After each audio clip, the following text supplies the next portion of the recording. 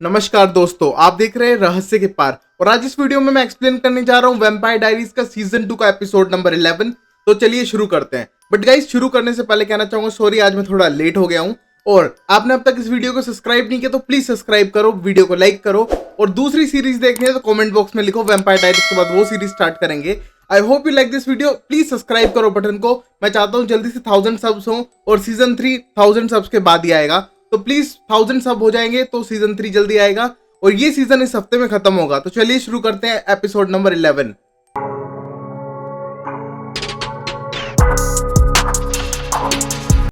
Tyler Mason Wood की transformation video देखते हुए अपना सामान तैयार करने लगता है, अपनी चेन रखने लगता है और अपना बैग पैक करता है। और तभी वो मेसन को फोन करते हुए वॉइस मैसेज भेजता है कि मेसन, मेरा आज ट्रांसफॉर्मेशन है पहला और उसे उसकी हेल्प चाहिए।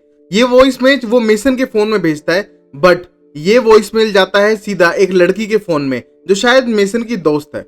वहीं फिर हम अगले सीन में देखते हैं अलीना और बानी मूनस्टोन के बारे में बात कर रहे थे और वहीं बानी बोलती है कि वो इसको तोड़ देगी और इसके अंदर का स्पेल भी मिटा देगी और इसका मून एंड सन का जो कर्स है उसको भी हटा देगी और तुम्हारा सेक्रीफाइस बच जाएगा। तभी अलीना कहती है क्लाउस को अगर पता चला तो सबको मार डालेगा। और तभी बानी कहती है कि ऐसा कुछ नहीं होगा और किसी को कुछ नहीं पता चलेगा।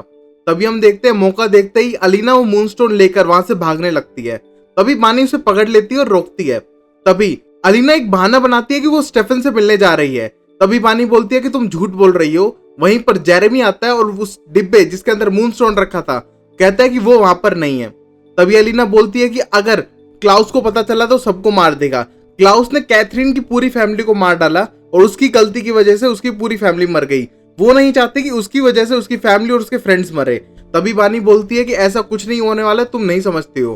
फिर भी बानी की ना बात मानते हुए वो सीधा घर के बाहर निकलने लगती है और जैसे डोर के पास जाती है वो डोर को क्रॉस नहीं कर पाती।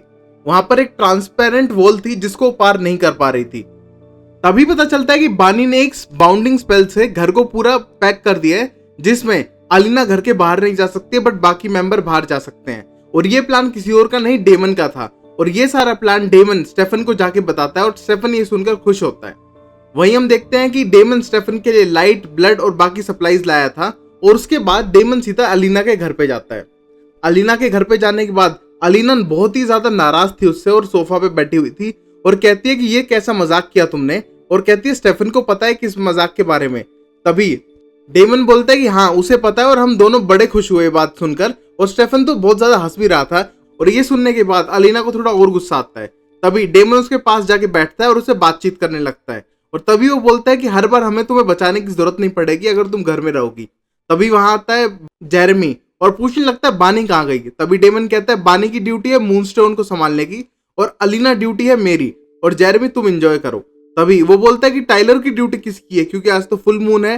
तभी डेमन बोलता है बारबी वैम्पायर की ड्यूटी है उसके ऊपर। तभी हम बारबी वैम्पायर, वो किसी और को नहीं कैरोलाइन को बोल रहा था। और वो बोलता है कि अगर टाइलर अपने होस्ट खो देता है तो बारबी को काट भी ले तो कोई बड़ी बात नहीं है, एक साथ दो प्रॉब्लम के सॉल्यूशन हो जाएंगे। और ये सुनने के बाद अलीना को अच्छा नहीं लगता। वही हम देखते हैं टाइलर को जो अपना सामान पैक करके अपनी माँ को कह के जा रहा था कि वो किसी काम से बाहर जा रहा है और कल ही आएगा। और वहां से वो निकलने लगता है। जैसे वो गेट पे जाता है वहां पर एक लड़की दिखती है उसे। ये वही लड़की थी जिसने मेसन के फोन में रिकॉर्डिंग सुनी थी और टाइलर ने जो वॉइस मेल भेजा था। गेट पे आके बोलती है कि उसका नाम ज्वेल्स है और वो मेसन की दोस्त है और वो उससे मिलने आई है। तभी मिस लॉकवुड कहती है ऐसा कैसे हो सकता है, वो तो फ्लोरिडा के लिए निकल चुका है कई दिनों पहले। तभी ज्वेल्स कहती है वो अब तक पहुंचा ही नहीं। और तभी फिर टाइलर को शक होने लगता है और वो कहता है कि फिर पता नहीं कहाँ गए होंगे मेसन अंकल। और उसके बाद वो वहां से चला जाता है और वो पूछती है कि तुम टाइलर हो। तभी ज्वेल को कहता है हाँ मैं टाइलर हूँ। और उसके बाद टाइलर वहां से सीधा जाके कैरोलाइन से मिलता है मिस्टिक ग्रिल्स में और मिलने के बाद बताता है कि मेसन गायब है, वो फ्लोरिडा नहीं पहुंचा, वो यहाँ पर नहीं है। और उसकी माँ ने शेरिफ को फोन करके उसकी मिसिंग रिपोर्ट लिखवा ली है। ये सुनने के बाद कैरोलाइन शॉक में आ जाती है बट वो बता नहीं पाती है कि उसको पता है कि मेसन की डेथ हो चुकी है। उसके बाद वहां पर बैठा अलारिक को इशारा करती है कि तुम जाके डेमन को बताओ और कैरोलाइन चली जाती है टाइलर के साथ। वहीं हम देखते हैं अलारिक इशारा समझते ही डेमन को फोन करके बताता है और कहता है कि मेसन के बारे में और पुरानी बातें खुल चुकी हैं। इस टाइम पे डेमन अलीना के घर पे था। तभी डेमन बोलता है कि 15 मिनट में मिस्टिक ग्रिल्स में पहुंच रहा है। तभी डेमन वहां से जाने की तैयारी करता है और अलीना की जिम्मेदारी किसी और को नहीं जेरेमी को सौंप के जाता है। जेरेमी ये सुनते ही सोफा पे कूद कर अपनी बहन की गोद में लेट जाता है। वहीं डेमन मजाक में अलीना से पूछता है कि तुम भी बाहर चलोगी क्या घूमने, और फिर हंसते हुए कहता है अरे तुम तो घर से बाहर जा ही नहीं सकती हो। और ये सुनने के बाद अलीना चिढ़ जाती है और उस पर पिलो फेंक के मारती है और जेरेमी के हंसने पे उसको सोफे से नीचे गिरा देती है। और इससे देखने को पता चलता है कि अलीना बहुत ही ज्यादा चिड़ी हुई थी इस टाइम पे। वहीं पर हम देखते हैं ज्वेल्स मिस लॉकवुड से बाय कहने के बाद सीधा निकल चुकी थी रास्ते में मिस्टिक ग्रिल्स के लिए। वहीं पर रास्ते में रुककर वो फोन करती है और कहती है कि मेसन तो गायब हो चुका है और मेसन ने झूठ बोला था कि कोई और वेयरवुल्फ नहीं है, उसका जो नेफ्यू है वो भी एक वेयरवुल्फ है और तुम जल्दी से जल्दी आने की यहाँ कोशिश करो। और ये कहने के बाद वो मिस्टिक ग्रिल्स के लिए निकल जाती है। मिस्टिक ग्रिल्स पहुंचकर वो मैट से मिलती है और मैट से बोलती है कि तुम टाइलर को जानते हो। मैट बोलता है हाँ मैं जानता हूँ बट वो अभी यहाँ पर नहीं है। तभी वो मिस्टिक ग्रिल्स में वेट करती है और यहीं बैठा डेमन जो उससे पहले पहुंच चुका था अलारिक के साथ बैठ के प्लान करता है और कहता है कि हम उसके पास जाके उससे बात करते हैं। तभी डेमन कहता है कि उसके पास वुल्फ वेन है जो रिवेंज जैसी है वुल्फ्स के लिए, वो लेके जाता है और उसकी ड्रिंक में मिलाने के प्लान करता है। वहीं अलारिक जाके सीधा ज्वेल से बात करने लगता है और दोनों साइड बैठ के उस ज्वेल से बातचीत करने लगते हैं और बात करते करते वुल्फ वेन मिला देते हैं उसकी ड्रिंक में। और डेमन बात करते करते उसको मेसन के बारे में बोलता है कि वो मेसन का दोस्त था, पता नहीं इतने दिनों से कहाँ गायब है। तभी ज्वेल कहती है कि वो गायब हो गया है और इसके बारे में बात करते करते डेमन उससे ड्रिंक करने के लिए कहता है और ड्रिंक करते इसमें वो मना कर देती है। बट डेमन के ज्यादा फोर्स करने पे वो ग्लास उठाती है और ग्लास वापस पटक के मारती है और कहती है कि उसने वुल्फ वेन पहले ही सूंघ लिया था और जैसे तुम यहाँ पर आए स्मार्ट एस उसको पता चल गया था कि तुम एक वैम्पायर हो और ये तुम्हारा दोस्त मिलके मुझे फंसाने की कोशिश कर रहा है। तुम जैसे एरोगेंट वैम्पायर मुझसे दूर रहे तो ही सही है।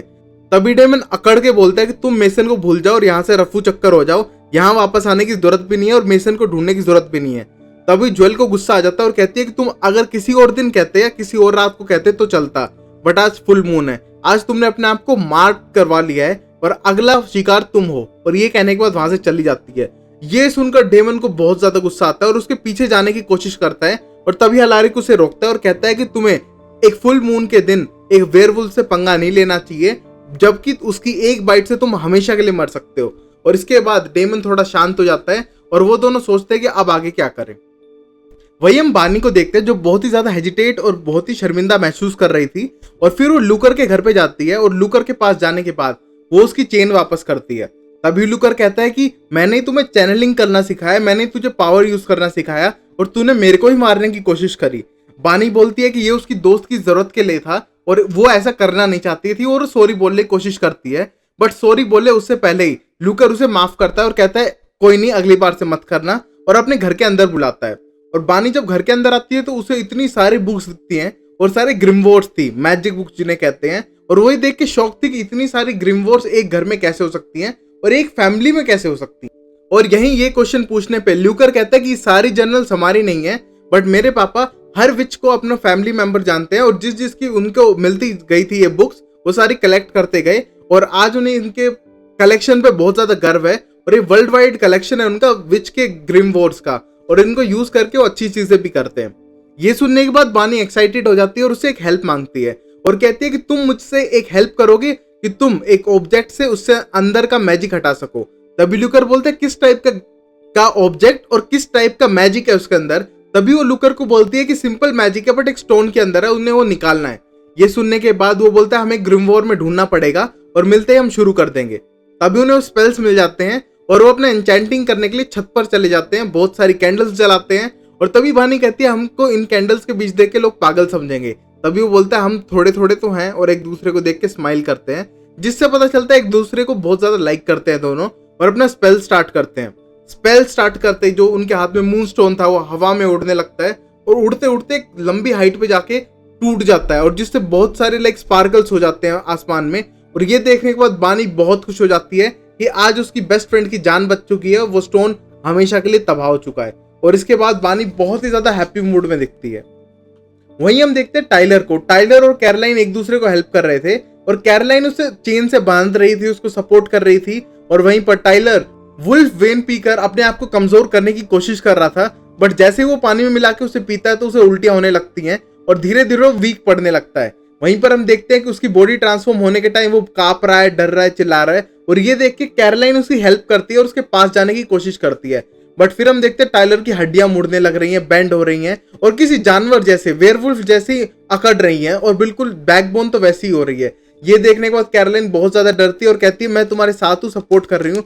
बट तभी वो कैरोलाइन को बोलता है तुम यहाँ से जाओ वरना वो तुम पे बेखाम में अटैक कर देगा, और वो अपने आपे में नहीं है और उसको बहुत ज्यादा पेन होने लगता है और इतना पेन कि वो कंट्रोल नहीं कर पाता, रोता है, उसको पसीने आ जाते हैं और उसकी बॉडी जलने लगती है अंदर से। इतना सब होते देख कैरोलाइन को भी बहुत ज्यादा इमोशनली वीक पड़ने लगती है, डरने लगती है। और तभी कैरोलाइन से बोलता है कि तुम यहाँ से चली जाओ वरना मैं तुम पे अटैक कर दूंगा, और ऐसा होता भी है। वो कैरोलाइन पे अटैक करने के लिए भागता है, बट कैरोलाइन भागकर अब डोर बंद कर लेती है और अपने आप को अंदर की साइड बंद कर लेती है।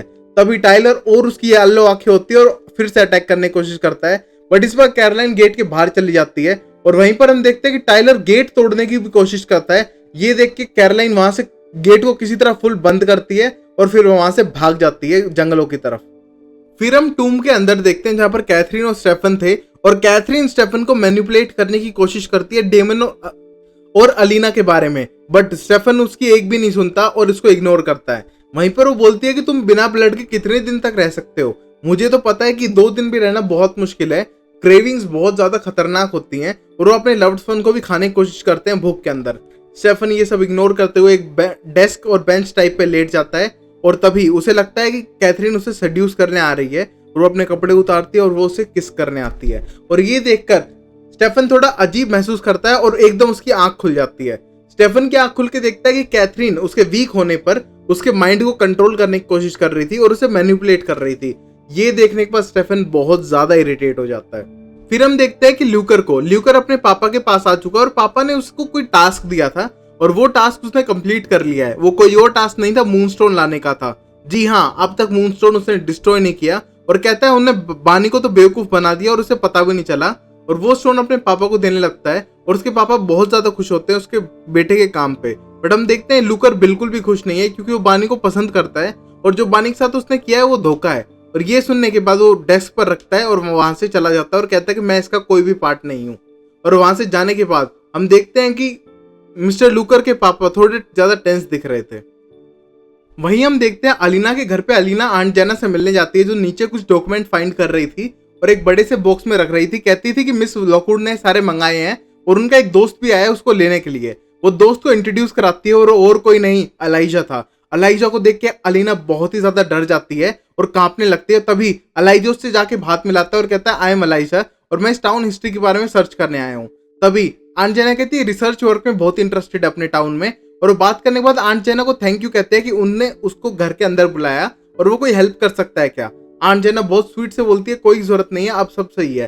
तभी अलीना एकदम घबराती है और सीधा जेरेमी के रूम की तरफ भागती है जेरेमी को बताने के लिए, बट तभी अलाइजा तेज भागकर आगे आ जाता है और उसे रोकता है। वहीं पर जेरेमी गेट खोल चुका होता है और वो जेरेमी से बहाना बनाने के लिए बोलती है कि नीचे बहुत सारे डिब्बे हैं और आंट जेना को जाके हेल्प करो। तभी वो चला जाता है और कमरे के अंदर अलाइजा और अलीना थे। तभी अलीना बोलती है कि तुमने मुझे उसी दिन क्यों नहीं मार दिया, या फिर उनके साथ जाने क्यों नहीं दिया, उन 3 वैम्पायर के साथ जो मुझे लेने आए थे। तभी अलाइजा बोलता है कि वो नहीं चाहता कि उसका भाई वो कर्ज तोड़े, क्योंकि वो वर्स्ट ओरिजिनल्स में से एक है। उन सारे ओरिजिनल में से सबसे खतरनाक, सबसे ज्यादा वाइल्ड कोई और नहीं, क्लाउस ही है, और जो उसको चाहिए वो हासिल करके रहता है। और अगर उसने तुमको पा लिया तो शायद वो अपना कर्ज तोड़ सके, जिसके कारण बड़ी प्रॉब्लम हो सकती है। ये सुनने के बाद बोलता है कि वो उसे कभी सेक्रीफाइस और मरने नहीं देगा। और वहीं पर वो कहता है कि वो अपने भाई क्लाउस को मारने के लिए प्लान बना रहा है और तुम्हारा फैमिली मेंबर कोई भी हर्ट नहीं होगा और सारे लोग बच जाएंगे। तभी अलीना कहती है उसकी एक और रिक्वेस्ट है इसके बदले। तभी क्लाउस कहता है तुम मुझसे बार्गेन कर रही हो। तभी वो बोलती है जरूरी है, और तभी वो बार्गेन और कोई नहीं होता, स्टेफन को छुड़वाना होता है उस टूम से। तभी हम देखते हैं कैथरीन और स्टेफन थे और कैथरीन स्टेफन को पका रही थी इतने घंटों से। तभी स्टेफन बोलता है कि तुम मुझे कोई हेल्प कर सकती हो क्लाउस को ढूंढने में, बताने पे मैं अलीना को सेव कर सकूं। तभी वो बोलते हैं कि तुम दोनों भाई बहुत ज्यादा ऑब्सेस्ड नहीं हो अलीना से, हर चीज के लिए अलीना अलीना अलीना। तभी वो बोलता है तुम्हारे इससे मतलब नहीं है, अगर तुम्हें हेल्प करनी है तो बताओ, वरना मुझे पता है कि तुम हर हेल्प के लिए कुछ ना कुछ वापस मांगोगी। तभी बोलती है एक फ्री एडवाइस है, जिस तरह की इजाबेल ने मुझे ढूंढा तुम इजाबेल को ढूंढो, तुमको अपने आप मिल जाएगा। वहीं पर हम फिर गेट की तरफ आवाजें होते देखते हैं, जिसको सुनकर कैथरीन और स्टेफन दोनों भागकर जाते हैं। उन्हें लगता है कि कोई उनसे मिलने आया है। तभी वो अलाइजा को देखते हैं। अलाइजा वहां आकर कैथरीन को कतरीना बुलाता है और कतरीना सुनने के बाद कैथरीन अलाइजा को अलाइजा बोलती है और तभी वो बोलता है कि चलो तुम्हें मैं याद तो हूँ। ये सुनने के बाद स्टेफन को लगता है कि ये पहले से एक दूसरे को जानते हैं। तभी एलाइजा बोलता है स्टेफन से कि तुम्हारी बेल यहाँ से करवा दी गई है और मैजिक वॉल हट चुकी है, तुम बाहर आ सकते हो। तभी बोलते हैं सच में मैजिक वॉल हट चुकी है स्टेफन? बट तभी वो बोलता है हाँ हट चुकी है, और स्टेफन बाहर आने लगता है। तभी एलाइजा कहता है कि तुम्हारी बेल किसी और ने नहीं, अलीना ने कराई है, और उसके साथ कोई स्टेटमेंट हुई है और कोई डील हुई है उसके साथ, और उसके हिसाब से तुम्हें बाहर आजाद कराना था। तभी कैथरीन भी भागने की कोशिश करती है वहां से, बट तभी एलाइजा उसे रोकता है और उसको हिप्नोटाइज करता है, क्योंकि वो एक ओरिजिनल है भाई। ओरिजिनल तो वैम्पायर को भी हिप्नोटाइज कर सकते हैं, और हिप्नोटाइज करके बोलता है कि जब तक मैं ना कहूं तुम यहाँ से नहीं जा सकती हो, और जब क्लाउस आएगा तो तुम्हें उसे रीजन बताना है कि तुम इतने साल कहाँ थी। और ये सुनने के बाद वो उसी के अंदर उसको छोड़ देता है। तभी स्टेफन अपने घर जाने लगता है और वहां पर एलाइजा वहां से जा ही चुका था। ये देखने के बाद कैथरीन उससे रिक्वेस्ट करती है कि तुम मुझे भी यहाँ से ले जाओ, बट स्टेफन कहता है गुड बाय कैथरीन, और वहां से निकलने की कोशिश करता है। फिर हम देखते हैं कैरोलाइन को जो वापस बेसमेंट में वापस जा रही है और देखने चाहती है कि उसका जो दोस्त है टाइलर वो अब कैसी सिचुएशन में है। उसको टूटा हुआ गेट दिखता है, बट स्टिल उसे लगता है कि वो अंदर ही है। और वहां पर देखते हैं कि जो उसका दोस्त है वो अब ह्यूमन फॉर्म में वापस आ चुका है, और जो ट्रांसफॉर्मेशन थी उसकी वो कंप्लीट हो चुकी है। ये देखने के बाद तो थोड़ी डरी भी हुई थी, थोड़ी खुश भी थी, क्योंकि जो उसका दोस्त का ट्रांसफॉर्मेशन कंप्लीट हो चुका है। वो उसको लेके जाती है, वहां पर उस पर कपड़ा डालती है और उसको अपनी गोद में रखती है। वहीं पर हम देखते हैं कि स्टेफन आने के बाद सीधा अलीना के पास जाता है, और अलीना के पास जाते ही बहुत ज्यादा खुश होता है। और ये देखने के बाद वो एक दूसरे को किस करने लगते हैं और बहुत ही ज्यादा रोमांटिक होते हुए दिखते हैं। और ये देखते हुए हमको पता चलता है कि एलाइजा के साथ कोई बड़ी डील की है, जिसकी वजह से स्टेफन को आजादी मिली है। तभी हम देखते हैं डेमन को रोज के साथ, जो उसके घर पे थी। वो दोनों एक दूसरे के साथ टाइम स्पेंड कर रहे थे, और तभी उन्हें एक आवाज सुनाई देती है, थोड़ी अजीब थी। वो किसी और की नहीं, एक वेयरवुल्फ की साउंड थी। वेयरवुल्फ वहां पर आके रोज पे अटैक कर देता है डेमन के बदले, और ये वही लड़की है ज्वेल, जिसने कहा था कि तुम आज मांग दो। और वो अटैक करके वहां से भाग जाती है, क्योंकि डेमन ने उस पर अटैक किया था और उसके पेट में या फिर कमर में एक बड़ा सा एक वुडन स्टेक मार दिया था। बट तब तक देर हो चुकी थी, उसने रोज को काट दिया था। रोज को काटने के बाद उसका घाव भर ही नहीं रहा था, और रोज बहुत ही ज्यादा इमोशनल हो जाती है कि ये क्या हो गया, और उसका जो घाव था वो ज्यादा बड़ा होने लगा। फिर हम देखते हैं थोड़ी देर में वो दोनों ड्रिंक करके किस कर रहे थे, और वो बहुत ही ज्यादा रोमांटिक थे, डेमन और रोज। और तभी डेमन उसका घाव उठा के देखता है और देखता है कि वो इन्फेक्शन तो बढ़ रहा है और कम नहीं हो रहा किसी भी हालत में। और ये देखने के बाद डेमन उसके लिए टेंस्ड होने लगता है, और देखता है कि जो घाव है अजीब सी मोड ले रहा है, और यहीं पर एपिसोड खत्म हो जाता है। तो guys I hope you like this video. मैंने जल्दी जल्दी बनाने की कोशिश की है गाइज। आई होप कि आपको अच्छा लगे तो लाइक करो, शेयर करो, सब्सक्राइब करो। और गाइज सीजन 3 तब भी आएगा जब होंगे 1000 सब्सक्राइबर कंप्लीट। तो जल्दी से करो सब्सक्राइब लोंडो, और मिलते हैं नेक्स्ट वीडियो में। तब तक के लिए ख्याल रखो, अपने घर पे रहो, एंड बाय बाय, टाटा।